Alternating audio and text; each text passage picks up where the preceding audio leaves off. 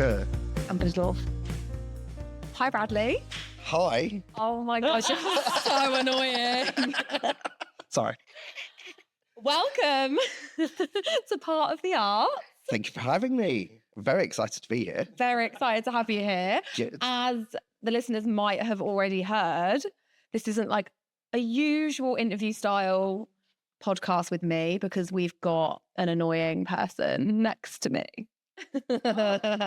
I know. Like that. Rude. Rude. I thought I was a special guest. Honestly. Hello. No, we got Jordan. We got Jordan. Can you feed me like that as well? Okay. I assumed that's what you both did anyway in rehearsals. So I thought that's the relationship you had. I'm basically his carer. Yeah. Yeah, I feel like... You care so I don't Yeah. have to. No, what? You care so I don't have to. Okay, that was a really bad joke. Is it? Yeah. Anyway. Hello. Yeah, welcome to the podcast. We've been trying to get you on as guest for ages. Yes. So we're thrilled that you're finally here. Now, I'm going to jump straight in with the icebreaker. Yeah. Oh, he's ready. He's got something. Yeah. Okay, you can't remember. You can't remember because you were like a guest on season 1, like you were like the third guest or something. You did. Like, what was something you said recently that should have stayed in your head? And so I didn't realise what I was saying might have been taken as an insult. But so we had someone, so I've been doing panto auditions in the last few weeks, and we had someone come in to audition as the Dame, who we've now cast, to be fair. So they got the role, fantastic. The casting, I know who it is. Yeah, so we got the Dame, right? And he'd originally auditioned as the Dame 2 years ago, but we ended up casting him in a different role. And we made a point of, we brought up this anecdote of, oh, well, of course you came in to audition a couple of years ago. And I said, oh, yeah, but then you were up against Dom. And I didn't think that was an insult, but because the guy, Dominic, that we had as our Dame that year was absolutely incredible. Like he's an opera singer. Like he's phenomenal. Like he was so good. So I didn't mean it as an insult. It was just like you had hard competition because you're up against but it wasn't until like the choreographer and music director turned to me and went, "Oh, that's a bit harsh." Like, oh, was a bit spicy. I didn't realise it was. So yeah. But then I'm quite used to kind of just blurting things out, and I'm sure there'll be things I'm not meant to say in the next hour or whatever. That's what post is for, however Jordan is editing this. Yeah. Oh, good, because I've learned some things in the last half hour. So. Oh shit! Don't. No, I'm joking. Jordan, don't put us into that. I don't know anything. He's got more on us than. So, Jordan. I'm not going to. Okay, we're going to blurt a word out on that one. You've got some post already. You're just doing yourself a harder job. Aren't I just? Honestly. Good, make it work. Right, yes, make him work. Right, so we're always putting our foot in it. We always are. So I wanted to ask you also, for another little icebreaker, what is something you've seen recently that's given you a spark? And like that's just consumed any art form. Yeah, I've been trying to think about this since you sent me the questions. So at the moment, actually, I'm reading 1984 by George Orwell. I reread that in lockdown. It probably wasn't the best book. No, probably not. No, but it's one of those books for years and years, I've never been able to get past chapter 1. I don't know why. I've tried reading it like 3 times. I just couldn't get past it. It's like a block. Yeah, I just couldn't get into it. And now I'm like, I'm fucking loving it. It's so good. And it's really scary how... I mean, each chapter, I'm about a third of the way through, but every chapter feels like it's touching on a different aspect of our current modern life. It's really still really relevant. It's incredible. So there's that. But from a more visual point of view, and I don't know if it was last year or the year before, Frantic Assembly had a version of Othello that they did, which is stunning. Saw it. Absolutely incredible. It's amazing. Like I've never shot up to give a standing ovation quicker. Like I've never really...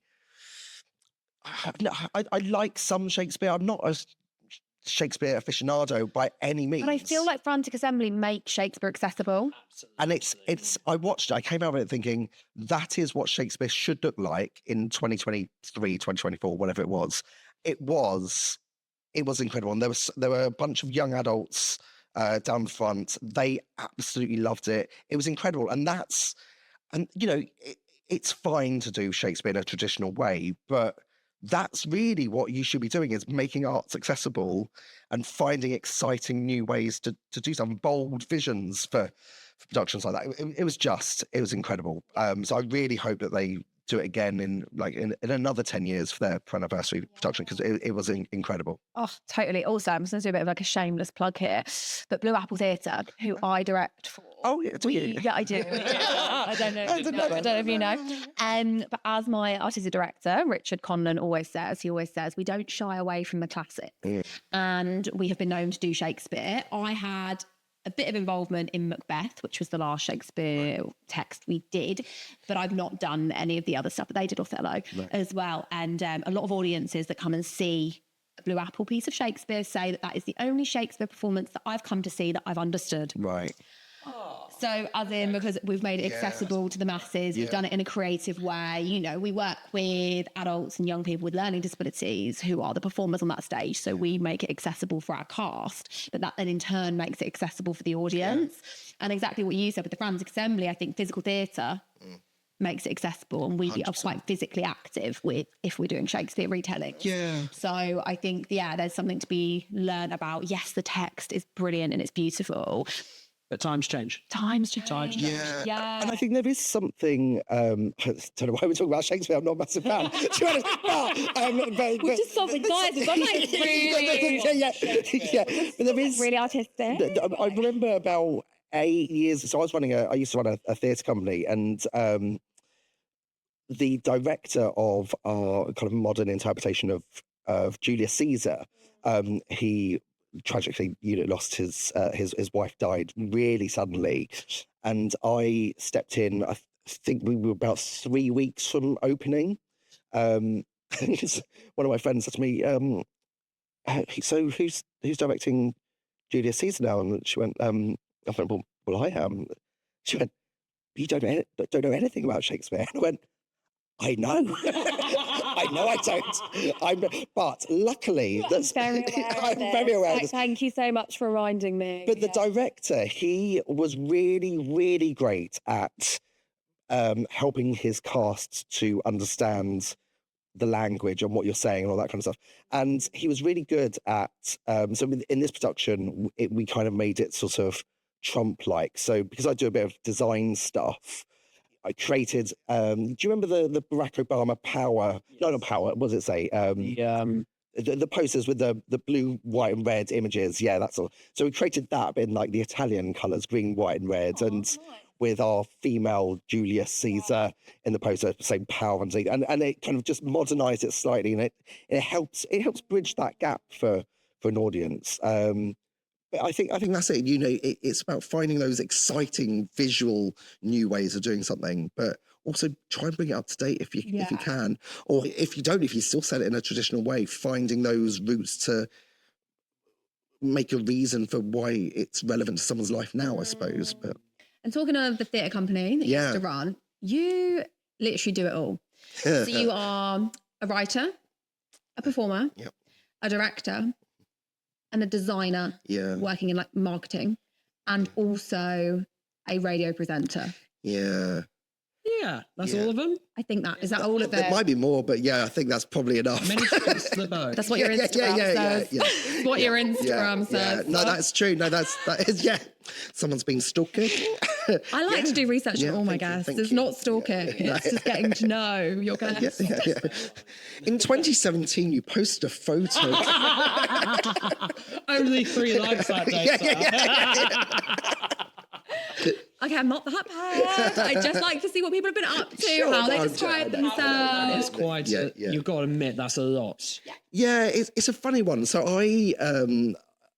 I graduated from uni, and I opted not to go into the arts as a kind of or even attempt to make a career of it. Really, I had a real crisis of confidence and of an understanding of things, I think, and I got scared, to be honest. I wanted to go into a career where I'd know I'd be able to pay the rent, really, to be honest. And which is fair. And you know, and I've been working over the last few years a lot more now with guys like yourselves who are freelance actors. What? And it terrifies me. It's like I don't know how you can do it, because it's something that I really tried to. Yeah. It does take. They weren't there when I met George 3 years ago. No, They weren't. and you're so much younger than me as well.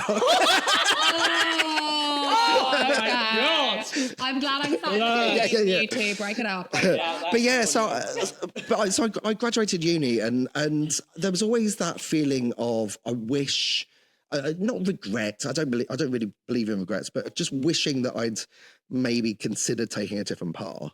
But I'm it's going to sound so cringy, guys. Wait for it. But I am a true believer in everything happens. Yeah. And I think if you'd have taken that different path, you wouldn't be sat here talking to us right now. You wouldn't be where you are, and you wouldn't be doing what you're doing. And that sounds so cringe, but like, we got to be cringe in this industry, otherwise we won't get anything done.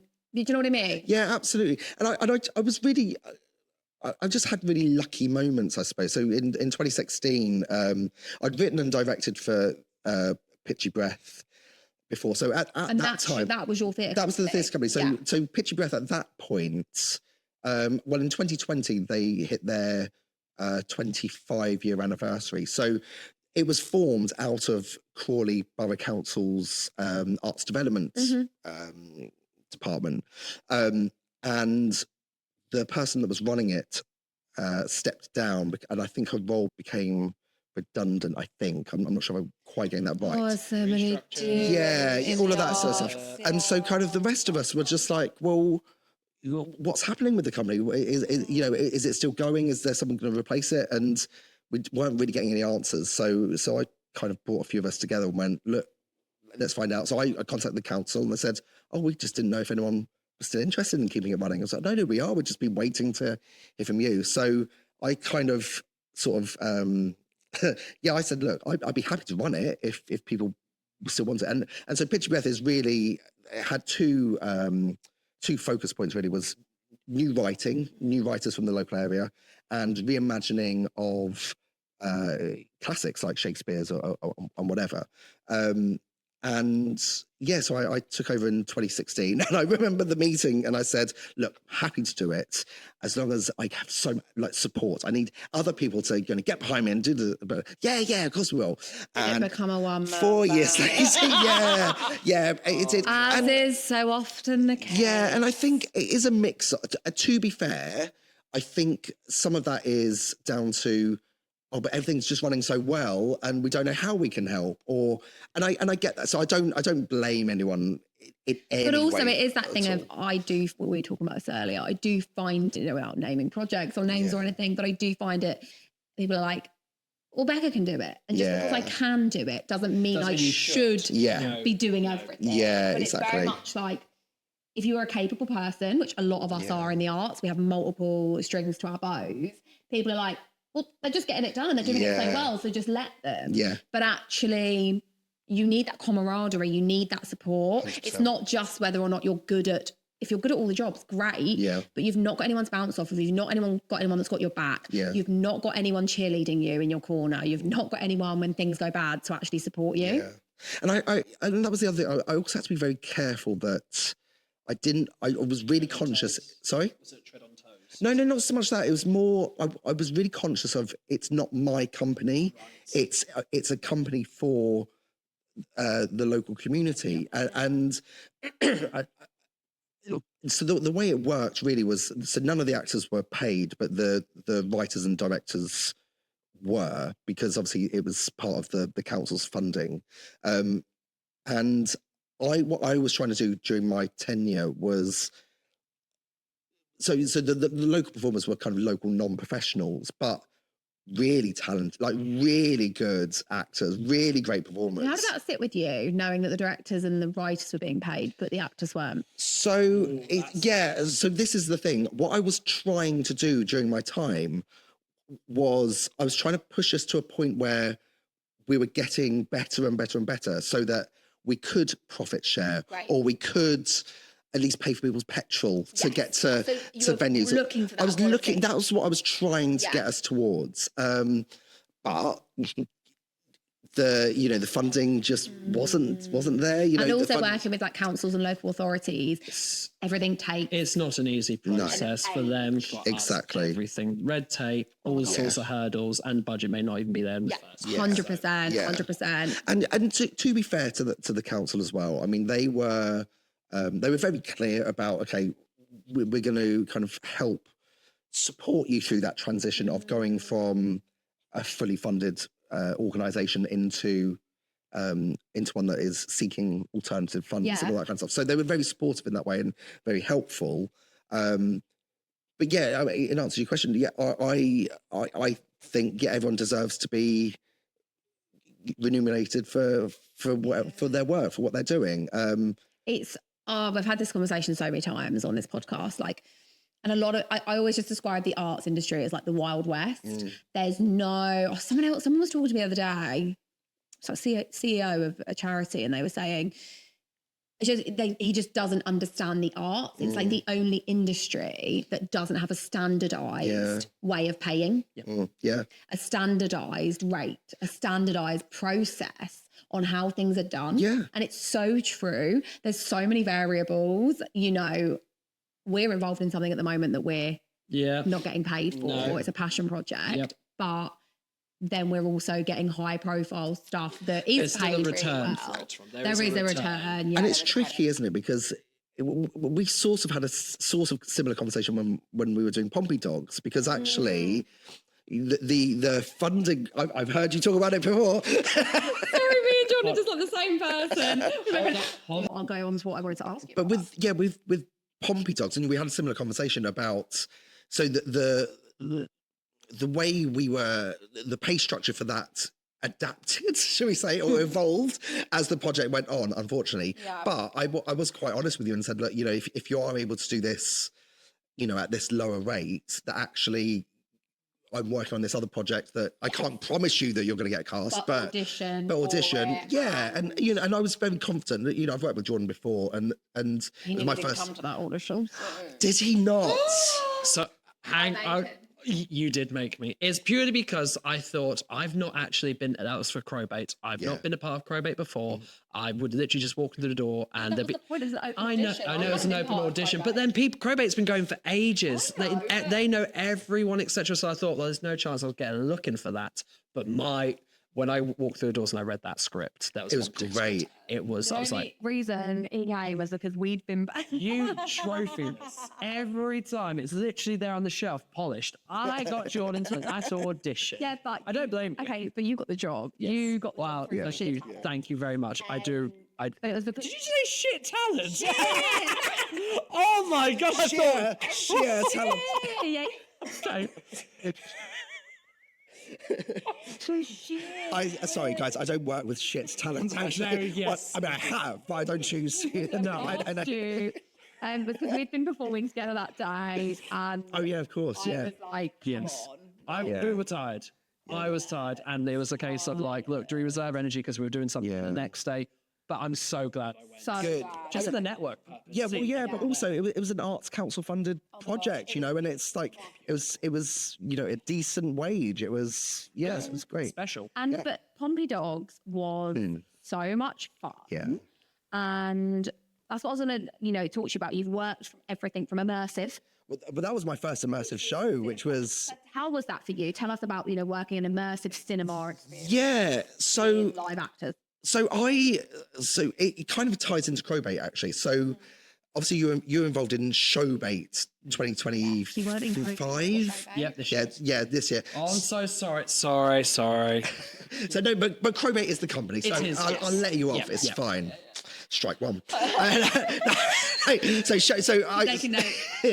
directed Showbait this year. And then last year's Showbait I directed 4 of the 10 plays, and in the audience for Showbait 2024, Roy and Johnny particularly loved one of the 4 plays that I directed. It was really, for me, it wasn't anything particularly out there and wild or different, but you resonated with it. Yeah, and it kind of they just loved it. They loved how imaginative it was for what could have been quite a straight performed script, I suppose. So that's how I met them. So it was a kind of a year of discussions and then kind of we met last autumn to talk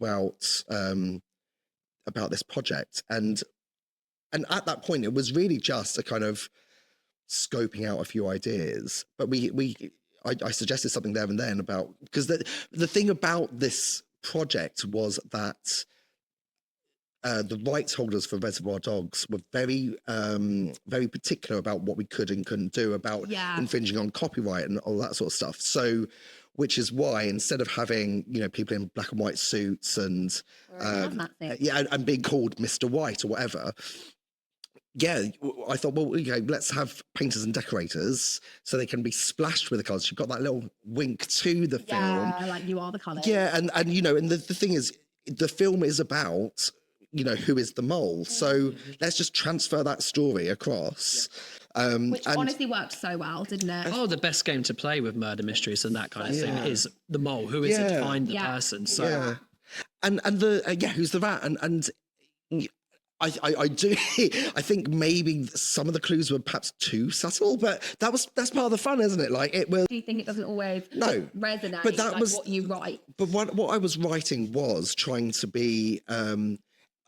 I was very conscious of some people are really there to play the game, and other people are there just to have a pint and watch the film. It's always the way with if you've ever been to a secret cinema event, that's the same thing. Like I've been to ones where as an audience member, I've been so into it and I've been like, right, I need to go to every room. I need to actually find out what's going on here. And then I've been to others where I've had a few drinks before I even arrived, and I've been like, woo! I'm just here to watch the beautiful actors and then watch the piece, watch the film and have fun. But isn't that's half the challenge of immersive, is to create a structured, layered performance where you can invest in it and really dive into the detail, or watch it from a much more outside perspective and just let things roll over your head. 100%. Which 100%. actually a good one balances both of those. So actually, even if you think, you know, some clues and things went over people's heads, I bet they got other stuff. I think so. And I got a friend who works in he's a lecturer in video game design, and he's very familiar with kind of immersive type games, really, I suppose, more than theatre, I suppose. But he loved it. He really loved the show. Did he see it? Yeah, he was there. He really loved it. So that was great. Did he get like sworn out by one of us? Because I probably, because I mean the F-bombs were left, right, and centre, as they should have been. But I think, but going back to your question of how did I find it, the biggest challenge for me was relinquishing control, because actually it's so improvised. Yeah, because as a theatre director and as a writer, actually, I'm very particular about language. And so, and I think I said this probably at one point during the showbait rehearsals, is that for me as a writer, I slave over every word, every syllable, every comma, every full stop.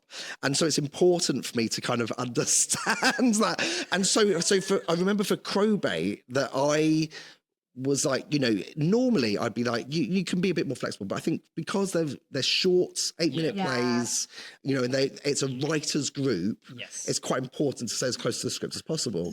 We don't have to comment on my talents. I understand it's a writer's showcase. It's there for a reason. Exactly. Everything has a purpose. Exactly. My learning process is different. So I have a thing about paraphrasing or getting words occasionally mixed or adding words. But I think that's you get natural. it in the end. I think I'm just...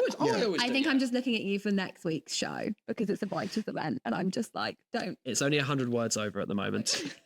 but it is natural to kind of want to interchange things and make it feel more. To make it part of your time. Yeah, exactly, 100%. And I think that was the biggest challenge with Pompey Dogs, was because I mean I wrote. There was a kind of an intro that you all gave to your. Group of audience. That was fun. I liked that. Which was fine. And then as the show goes on, it becomes less and less scripted. It's structured. You've got your pocket scenes that are scripted and everyone's meant to watch, but then you've got your improvised flow, moment, emotional moment here and there. And I learned really, really quickly that I had very, very little control over any of those improvised moments. And so it was a really good lesson for me in kind of just Sit still, listen. It's just I got uncomfortable. I'm very conscious that I can be quite a control freak when I am creating Perfectionist. a perfectionist. Yeah, but I think it's because it goes back to that having to design the poster, produce it, direct it. Me. It's I know it's on me, and so I want it to be a good, the best representation of what I do. We're our own worst critic, aren't we? So if everything is on you, like going back to that whole, you are doing everything. Yeah. It is only on you, and you've only got yourself to blame. And you're like, and sometimes that's harder. I think we give a lot of grace. I give people more grace than I give myself. Yeah, sure. Especially in the artistic process. Yeah. I'm very hard on myself. Yeah. But if I'm directing people, I sometimes think, oh my gosh, Becca, give yourself the same grace and respect that you give your actors that you direct, because at the end of the day, you're only human as well. But I think it is difficult, especially if we're perfectionists within our craft. Yeah, absolutely. Yeah, but also just makes us bloody good at what we do. Well, exactly. I think so. I think so.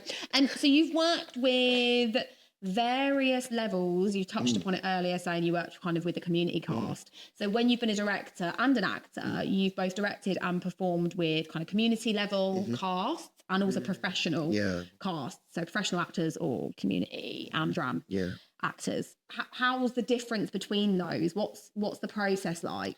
Money. But to be honest, does that have a factor on the kind of commitment or professionalism? Like, what are those experiences like? I don't treat either sets of cast any differently.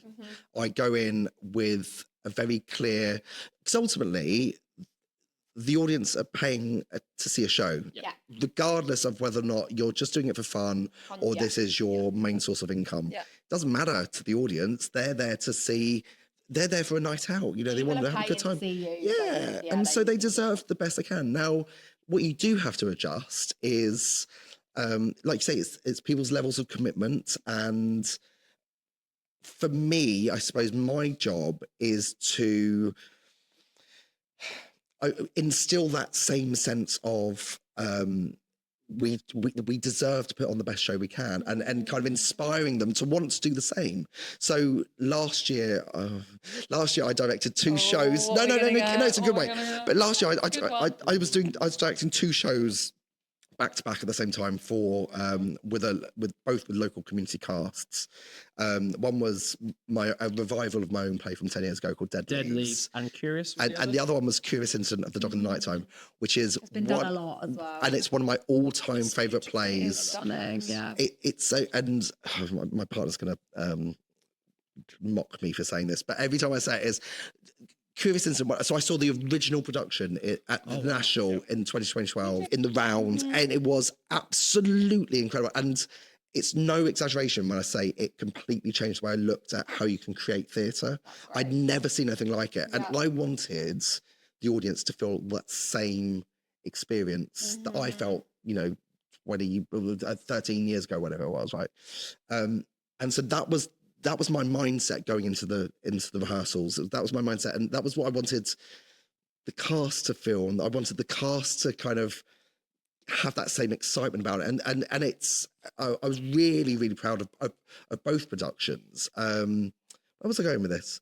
But I think by having that enthusiasm, and hopefully that kind of bumps off on them, it gives them that kind of it does give them that excitement. But also I think knowing that I work with professionals as well as with that community cast, that kind of we're getting the same 100%. And also similarly, the first job we worked on together was the Legends of Grimms Tales, right? And so that was, you were one of 5 paid casts, 5 or 6, and then the rest were community performers, and something like that is a really great experience for a local community performer who gets to experience a professional director, professional cast, and I get a sense of, okay, this is what it could be like if I wanted to go into the industry. And how did you find that, working with a semi-professional cast, some professional paid actors like yourself, and then also Yeah, I'll answer. Then I've got one for you both. So for me, I suppose it's no different as long as they're wanting to actually be a part of it, committed. Because at the end of the day, we're all there to do the same thing: put on a show. Doesn't matter what level anyone's at or where they've come from, what their background is. It's a case of we've got lines. Let's make a scene. Get on with it. And that's it. That's all it should. That's all art should be about. Yeah. Deep down. And how did you? My own ego now. How did you find? Did you find that I directed you or the community cast any differently, or were you all on one level? No. You directed us with like a blank. There's blank all over us. Yeah. And do you know what? They were all lovely. Yeah. I will say that straight off the bat. Everyone was lovely, and it was a really nice little. Because that's the thing when you get two different amateurs or community, and then pro actors, then you become a theatre ensemble. Yeah. So you become this ensemble. So you have to learn how to create theatre together and pull from your unique abilities. Because it doesn't matter where you've come from. You all have skill sets and abilities. You just figure out where they come in the artistic process. Yeah. But my question to you two is this then, because it's this. No, it's the same thing. Because obviously you asked me the thing about acting with them, but what about directing? Because you've directed pros and then of course community. You direct accessible actors from all backgrounds and that. So do you, when you have pros and then others in the room, do you adjust at all with accessible needs, or do you just go, right, let's try and make sure everyone's on the same page with every exercise, every rehearsal we're doing? The latter. So trying not to other anyone in the room. Yep. So the whole process is accessible. And that's accessible to everyone in the room, whether or not you've got an additional need or not. I think you've heard me say this so many times as someone that's directed you, my motto is literally simple but effective. I that is how I make work. It's how I've always made work, no matter who I've been working with. So when I started working with accessible needs performers, I was already in that. And actually working with learning disabled and neurodivergent cast, like a whole cast of people with additional needs, has made me a better director. Because it's made me really think about the choices, think about my language, think about what I'm actually asking people to do. And also I don't ask any of my performers to do anything that I wouldn't. Sure. So that's also, I think, being an actor as well. I don't know if you find this because you've performed as well. You still do. I think being an actor-director really helps because you can see things on the flip side. And I actually use that quite often. I always say, look, guys, I'm not asking you to do anything that I wouldn't do. Or like in our last show, Sherlock Holmes with Blue Apple, I was in a piece with you the next day that we closed that show. I closed the show at the Theatre Royal and I was performing at the Theatre Royal the next day of closing the show. And to say that to the performers, being like, look, I'm also doing this. Like, you know, you got to learn these lines. I'm also learning lines whilst directing this. And it kind of gives them okay, well, if Becca's doing it, then I don't know, it's that relatability. Not to say that you've got to be performing if you're a director, not that at all, but I think having that relatability, having that experience, that lived experience, and also just having that, you know, camaraderie with people. The one thing I have, we have volunteers that are on the stage as well, so you'll never have the directors on the stage. We will never go on that stage, but we do have volunteers that have kind of like one-to-one support needs, also just helping with stage directions, helping people exit and enter, things like that. And most of our volunteers are not from an arts background. Most of our volunteers are from like a care background or just community, want to help people, and that can be interesting.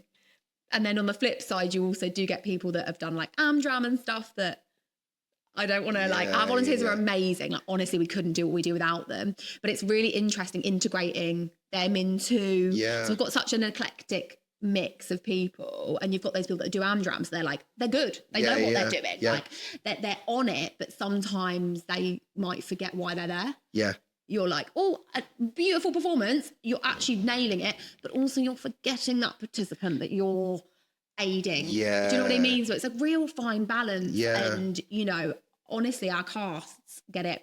Like, so how do you integrate those volunteers? Like, do you direct them as if they are An actor on stage, right? Yeah. Yeah. So it's directing them as if they're an actor on stage, but also having conversations with them to say that I need you to support this actor, whilst also having your own lines. Yeah, which is, oh my gosh, they've got the hardest job. They've literally got the hardest job. They've got lines to learn. They need to know where everyone is going and where everyone should be, as well as where they should be. And they've sometimes got like a kind of 1 or 2 or even 3 kind of performers kind of attached to them that is like their mini ensemble that they're kind of moving through the piece in an elegant way without it being obvious. They're becoming assistant directors to a degree. To a degree. Every element. Do you know what? Yeah. Absolutely. Yeah. And we have a couple of volunteers that we literally couldn't live without. We've got 2 volunteers. I'm going to say their names. Shout out to Michelle and Rachel, who run the wings. They run the wings. So one's on stage left, one's on stage right. And they are making sure everyone's safe, making sure everyone's got their costume, their props, getting on and off on the right time. Because again, it's all hands on deck. Yeah, I'm, as a director, I am backstage, but I'm on the prompt desk.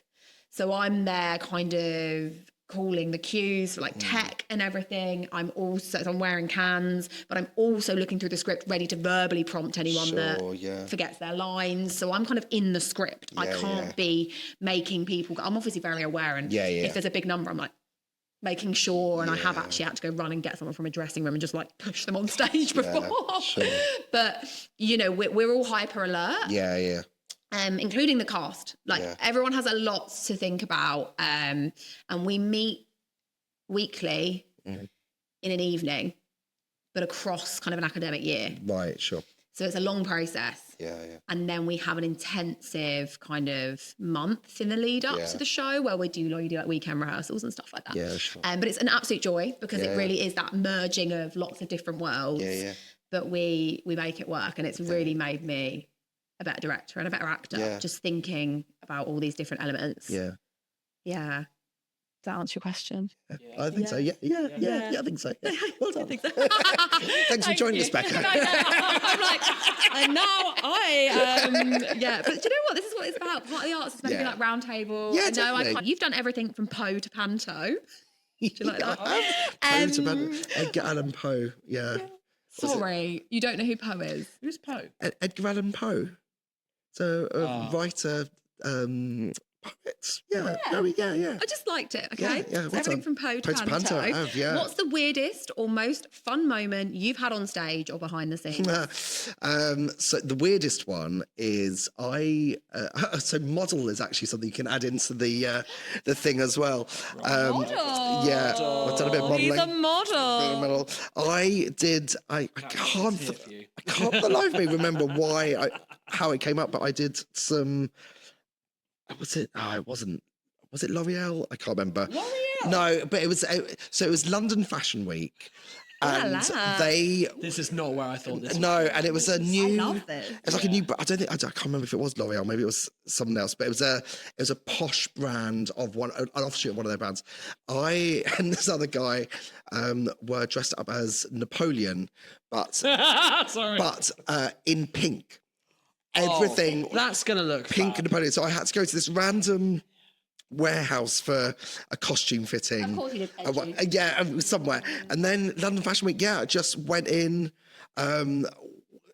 We were at the launch, and then we were just kind of paid to wander around the streets, get photos, and just have a bit of a laugh with people. It was. I think we maybe giving out some samples and stuff. That was probably the weirdest. Can you give us some of those photos to put in this podcast? If you did your research properly, you might be able to. I'll tell you what. I will dig out. I definitely have some somewhere. Yeah, for sure. Did Google you? Yeah. No, they'll be. I didn't find them in the archive. No, they might. I've got them somewhere. I've definitely got some somewhere for sure. Imagine this sort of Vogue style photo shoot with you as Napoleon. No. Ridley Scott. No, so it wasn't. To be fair, it wasn't a photo shoot, but it was very much. But actually, to be fair, when I was at uni, I did do life modelling as well for art students, because that was. Boys go eat, isn't it? So Were they? So I loved it. Wow. I absolutely loved doing live modelling. It was. You missed that. I did miss that. What did you say? I'm sure they ate as well. Yeah, they did. They did. I was going to say, were they generous? So what I say to people about it is like when you look in a mirror, that's your personal perception of how you look. But then when people paint you, But when you paint you or draw you, that's their interpretation of you. And it was really fun. Some of them really captured my likeness. Some were a lot more generous than they should have been. Yeah, it's great. A bit of a confidence Loved it. boost. Absolutely. Yeah. I'd love to do it again. Quite freeing. Yeah, it really is. Yeah. Any life modelling agencies listening to this? Yeah. Life drawing. Find me on my website and yeah. Your website, Yeah, did you? Yeah. I enjoyed your cookies thing. Oh, yeah. What? You know when it says like, do you accept these accept the cookies? cookies? Yeah. It was like, okay, hun. Yeah. Okay, yeah. So I clicked and I loved it. Yeah. I was like, if I got anything out of the website. Yeah. Good. So I was like, That's okay, the hun. main thing. And I Yeah. I didn't know you could do that.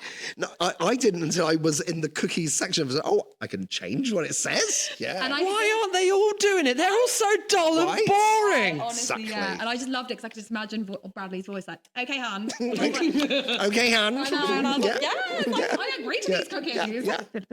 Yeah. Give me the cookies. People should be changing it. Yeah, they should. Absolutely, because it's boring. That's a note for marketing for everyone listening. Come on. You can tell he's in marketing. Yeah, and Absolutely. design as well. Now, writing. Yeah. Would you say that's like, is that your favourite forte? thing that you do? Yeah, I think so. I've recently realised that I love performing. I just don't have discipline for learning lines. If I'm completely honest, I think you do. You need to be disciplined and set that time aside. And I always leave it to the last minute. And that I know that means I'm not giving my best. Because you're just recalling. Yeah, and Being in the performance much. And actually, I think there is something. Is that perfectionist control freak element of if you're writing and directing, actually you are shaping the whole production rather than just your small part of it, I suppose. Not small part, but So you're part of the whole picture. yeah, exactly. And I love, and I think, what my degree was in dance, and I was never the best dancer, but it was dance and related arts. So 50% was contemporary dance, the other 50% was Performance. contemporary dance. The hi guys, I'd love to be a treat. I did a whole 6-hour day of falling. Yeah, sure. Just falling. Sounds about I right. think it was in this studio. But I was never a great dancer. I was a better choreographer, and I think that gave me a really good eye for detail and what looks good. And so I think that's made me a better director and writer. But yeah, writing is I love it, absolutely love it, and it's it's definitely something I would love to be doing more of. What advice would you give to budding writers that are looking to write a play script or a screenplay? Just write. Just get on with it. And I know how hard it can be. And your first draft might be absolutely shit, and that's absolutely fine. Fact is, you've done it. I think there's lots of famous writers that have always said, write what you know. And I kind of stand by that, actually. I think it's a good starting point. It's a good starting point for sure. I did a whole thing at uni of autobiographical writing. Yeah. Oh God, it was hard. It was raw. Yeah. It was like using your lived experience. Yeah. But it's some of the best writing I've probably done because you are using that experience. Absolutely. Protect yourself, but obviously. Yeah. And there are things, in almost everything I've written, there's, the stories aren't at all based on my personal life, but I insert little aspects or little in-jokes, or there's one bit that I was working on a new play a few years back. A few of the characters all had, I think it's 4 or 5 of the characters had quite lengthy monologues, and they were too long. So I gave the actors the task of, right, I want you to cut a third out of all of these monologues, right? And so it was very trusting, and it was good. It really helped me to hone in on what the message was. But there was one bit where one of the actors cut a line that was something about when I left for uni, they threw my bed out. My parents threw my bed out, and I went and they cut the line. I went, no, that has to that does have to stay in because that is actually what my mum did. And she's going to come and watch it. I want her to. That happened. Yeah, That actually happened. Yeah, That's but that was like, but it was like, it wasn't like I didn't want to make, it wasn't like making a dig at my mum or no, but it was truth. It was truth, and also like you say, it does happen to people. It's relatable. And literally straight away, I know someone that happened to where he went to uni, he literally came back for like a month later for the holiday, and his room had been turned into the spare room. And but also just in that one line, it can encapsulate 18 years of a relationship. Yeah, with your family, and for that character, that is what it needed. But it also had the added bonus of making my mum feel uncomfortable. I do remember watching it, and she was a few rows, because I always sit at the back. I have to sit at the back when I'm watching stuff and then stuff I've done. I do it. And I did she delivered the line, and my mum just looked round behind her and went, there he goes again. Thanks, Pamela. Cheers. yeah. But no, I like writing is 100%. I'd love to be able to do it more, but it's more about finding the opportunities to do it rather than throw a question. No. Cool. She can technically to both. So say you're commissioned and you have a chance to write. Would you rather have the actual structure, guidelines, theming of what you're about to write, or would you rather go freestyle into something you really would love to? As in, would the producer kind of given me a structure? Commissioned. Yes. So in the past, what I've tended to do is work with them on a structure. Kind of, they've given me maybe a brief, and I'll go away and kind of come up with something, and then we kind of work to hone it. That's probably what I've found most. But I mean, it sounds like a great challenge of being given a strict structure to stick to, because then it would give you the shell. Yeah, exactly. I think I've got so many ideas of stuff I haven't written, so I would love to be able to get all those ideas out first. And the dream would be everyone creates their own art in the way that they want to, in their own time. Like for me, how I work is R&D. Yep. So I write from an R&D, research and develop into something either I'm interested in or the person that's commissioned me is interested in. That's just how I've been trained. That's just kind of like my bread and butter. That's how I do it. I absolutely have written just from like a brief, like a short piece before. I have found that harder. I've really preferred getting into the studio and playing. Because obviously when people are looking for writers, we don't get necessarily control of what we have to write. So does the passion sort of fizzle and die, or is it more like I can still invest my time into this, I can see where I'm going with it straight away, or does it sort of... It just depends on that brief, how tight or loose it is. I've never really had a super tight brief. No. That's like, I heard myself say that, and then I shouldn't have looked at you. But I think, like, even if you have that brief, I still think you can make it is you have to be truthful, and I think you're still finding a story that you want to tell that is relevant to that brief. So, for example, in Grimms, so one of the characters, the teenage twin, he had a kind of a panic attack, and the way to calm himself was to do a breathing exercise where they breathe in, breathe out with the rise and fall of doing their fingers. Yep. And that's something that my eldest child used to do to calm themselves down from panic attacks. Yeah. And it wasn't, the play was about two kids who get sucked into a book and then have to find their way out. And I didn't have to put anything in about anxiety attacks or questioning their sense of identity, because the boy turns into a deer, at one point. And that's confusing. Yeah, but that's like, there are very clear gender identity issues, which, you don't... And you're modernising it, you're bringing it, like we were saying earlier, going right back to those original points we were talking about. Yeah. You're modernising it for today's audience. Yeah. And that's always going to come with lived experience as a writer, as a director, as an actor. Yeah. Like it's always you've got to draw from your own experiences in everything that you do. Absolutely. I think in art. And the brief, the brief for that was, we want to create a family show. What ideas do you have? And, it was through a few options of, we could do a Grimm's story, or we broaden it out to kind of the whole of Grimm and all that kind of stuff. And and then you hone it down and go, okay, so then who are these characters? Why are they important to today? And what message do I want to get across to people? And again, having that relatability, you need that for your audience. Yeah. Because otherwise they're getting left behind. Yeah. If they are not going to relate to 100%. something, if you've got a joke in there that is only for a certain generation, but then you've not got another joke in there for another generation, you're completely kind of alienating your audience. So I think it's always kind of, keeping up to date with that. What are we like to direct? Well, why would you ask? No, great. No, really, really good. I think, Favorite. and it's a shame they can make it, isn't it? So going back to that kind of initial question I said before about the difference between working immersive, as in directing immersive, and then directing plays. Yeah. You directed us both in both of those. So, from immersive to a play, multiple plays in a very short space of time. Yes. So, and that was my first time working with you and you working with me. And we met at Jordan's wedding. We did. Didn't we? Yeah. And later, there we are. So we're all together. Yeah. Because you put a ring on it. It was honestly, it's one of my favourite weddings I've ever been it was to. great. So, it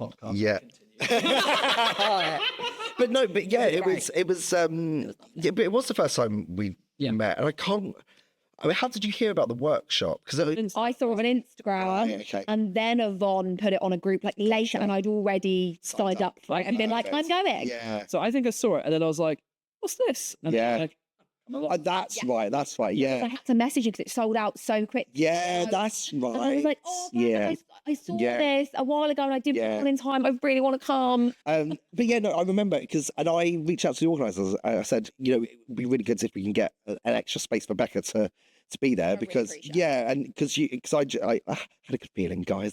Do you know what? It probably helped that in Jordan's wedding he had an escape room, murder mystery that we got put in a group with. Exactly. So you actually saw my kind of immersive which was not intentional, but when it came to dinner, I made sure you were on the same table. I think were you on the same table? No, I was with the Paultons Park people.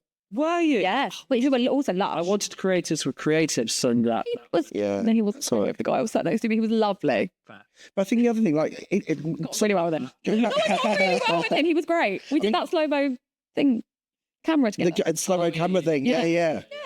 But like going back to what we were saying earlier about kind of working with community groups and that kind of stuff, I have a real thing about wanting to work with people I have good vibes with. Like, I do too. I've only once, I think, ever had a cast where it's just felt uncomfortable or I've not people haven't gelled. Whereas, and I've so far a pretty good success rate of having a decent bunch of people that enjoy hanging out with each other and get on. And, and that's what I wanted. And so, I guess that's how it kind of came about. But like, I suppose, I'm just really lucky, like Pompey Dogs, the cast was... And again, we had the 6 core members, and then we had kind of the other supporters. Everyone fantastic, and then Showbait as well. Everyone was really great to work with. I think it's like everyone. But I had really interesting challenges with both the plays. The plays that you had really interesting challenges. So for Agony, I was really conscious of getting your character right. The character Kyle was playing was quite pretty much the straight man to your character. So it was really important to get kind of the comedic beats just right. And you nailed it. But what will we watch was it was a journey, and on a sofa again. yeah. But it was flashbacks. But it was a really weird one because when I first saw you do it, great, lovely, all good. But then as it went on, there's just something that wasn't. I don't know, and still to this day, I don't know what it was. Because you get on, and you are really familiar with each other and natural with each other, but there was just something I was watching going, it's not. I don't know what it is. But then we brought the sofa in. And everything was right. Oh, great. What was I saying? I kept saying it. You did keep saying about the sofa. We need a sofa. No. Well, I said we. Yeah. I honestly kept saying, I just feel like we need a sofa. Yeah. When we had the sofa, and Yeah. that was what. Yeah, the director was coming, think but I knew also- we didn't have access to it. So we were just No. really trying to make it work Yeah. without access to it. And then when the sofa, was like, oh my gosh! And then that first time we did it, when we got the reaction from the audience, But that was the other thing I was going to say. I think it's a bit of a weird one. I think it needed an audience reaction as well, because actually otherwise it's one of those things of, is this funny? Is it funny, or is it just an observation? I find it finding Yeah. it. Is it not funny? Yeah. Do you know, for Watch Rewatch, I honestly thought it was a TV script. Yeah. It kept saying, It's like, I can see this really funny TV, but actually, theatre, it worked a charm. Yeah. It worked a charm. and I just felt that both of us, like when we were the first time on stage with it with an audience, and we got that first reaction, both of us kind of went. It was like, Yeah. It was like, sit up, Yeah, right, when you yeah, feel it, exactly. and like both of us were just like, okay, game, Yeah. game. And then simply in terms of like giving challenges, like I think it was only like the day before you did Twin, where like Will you change my sentence structure? yeah, because you were essentially playing a robot or an AI or whatever it was. And that really worked. It really worked. Yeah, but we for, if people probably won't have seen it, but yeah, originally you were just delivering the lines as you should have done in a quite monotonous voice, I think. Some kid kind of. Yeah. But then, the day before I was like, actually, no, we need to put weird breaks in the sentences. Yeah, and it works, doesn't it? Yeah. It was like Just to give it that relearning the script, but it really worked. Because as soon as I started doing it, I was like, oh, this works. That's so annoying. Yeah. I've got to like retrain myself with those lines. Well, then imagine what it would be like for the COVID piece. Like, so I went in. So for the COVID piece, for those that haven't seen it, they had voice notes from the COVID time, and the way I imagined it was that the actors would mouth the words along as the audio is played. So I said, right, learn these lines, then we'll come back in a week. So, It's verbatim. Verbatim. And imagine if they come back having learned them and it didn't work, and I hated it, and I was like, no, this is. Luckily, but then this is it, As an actor, yeah. But that's one of these things that you have to. I think as a director, you have to trust your gut. You do. And I remember when that script was first read out or not even read out, played out almost at the first Crowbait session, kind of last year. There were other people in the room that were just like, I just don't know how you stage it. I can't picture it. Yeah. Whereas as soon as I saw it, I was like, no, I know exactly how you do that. But then I think that comes from time and learning and experience. Like, kudos to you as a director, because you were directing 10 short 10-minute plays that were all totally different. And the weird thing I found was with multi-role in the character. Yeah. Actors. In multiple pieces. And the weird thing was afterwards was how people. There's a few of the audience were saying how cohesive the whole evening felt because it had that one director. And I just came away from it going, it was just directed 10 plays. that wasn't intentional, but it somehow. I think it was a nice, intensive experience. Yeah, there. I do it. Like, believe it or not, it is this year they happened, isn't it? Yeah, it was in April. Yeah, April. But I think one of my highlights is Pompey Dogs. I really. Can we bring it back? I'd like to. I would like to. I would love. Yeah. I think there's just market. Yeah. There is strong market. I think the issue we had with that is that if it were done in London, people would know what immersive theatre is. By the warehouse Hackney and stuff. Yeah, exactly. Whereas in Portsmouth, I don't know if anyone really knows what an immersive show means. They were getting into it. And actually since then, people have gone, oh, yeah, I heard about it, but I wasn't sure what it was. But now I know what it was. I'd have loved to have gone along. And so, yeah, I have mentioned to Roy and Johnny about and could we bring it back. Just like change it per area? Potentially, yeah. Witch dogs. Witch dogs, yeah. And dogs, like. Scummer dogs. Wind dogs. Wind dogs. Yeah. Yeah, absolutely. Of course you could. Absolutely. I mean, there's yeah, absolutely.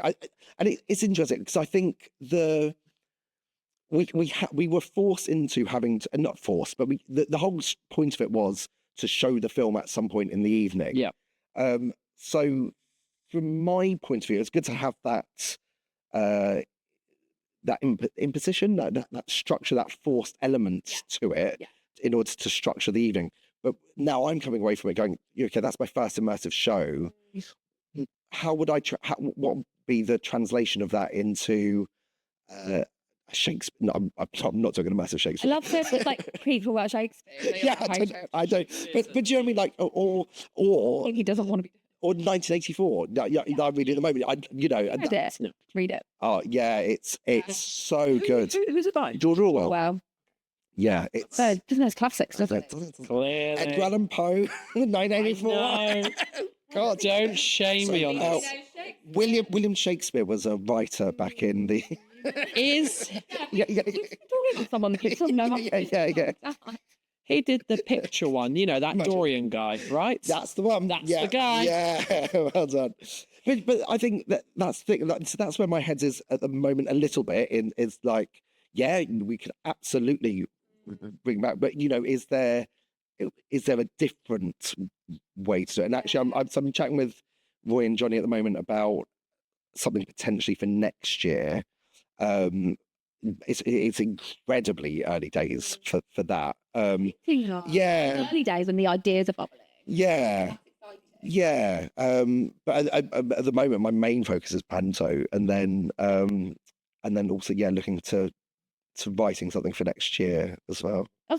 So yeah, Honestly, it's been such a joy. I've loved it. Thank you. Yeah, 50-minute podcast. I think we've gone way over. But there's three of us. Like, this is the first Yeah, time we've yeah. done it, three of us. Like, There's it's a bit more long. with the chatting. Nothing to do with that at all. It's a bit more long form. It's fine. Which, Sorry. I'm In trying. fairness, I wish we had another hour. Oh, Exactly. I'm happy to carry on. I need I love that. I know, we're literally like, we've been performing I and know. these often. Oh, I'm special. Yeah. Get bullied on wearing podcast now. We Yeah. sorted. You've been watching part of the art. Watching Becca get bullied on her own. But it's so often I'll go to you. Oh my God, I can't think. And it happens so often where I'm like, I could just keep chatting forever. You've just got to come back on. That's what I keep Bring saying. it back. I'm more than happy You to. were a return guest. I was. And then now you've ended up Affection. embedding yourself. Is the aim, Becca, to essentially have 5 people interviewing one guest at a time? Is that the? You got the sofa. Yeah. Oh, and do you know what? Maybe that's what you should do. Maybe have a roundtable episode.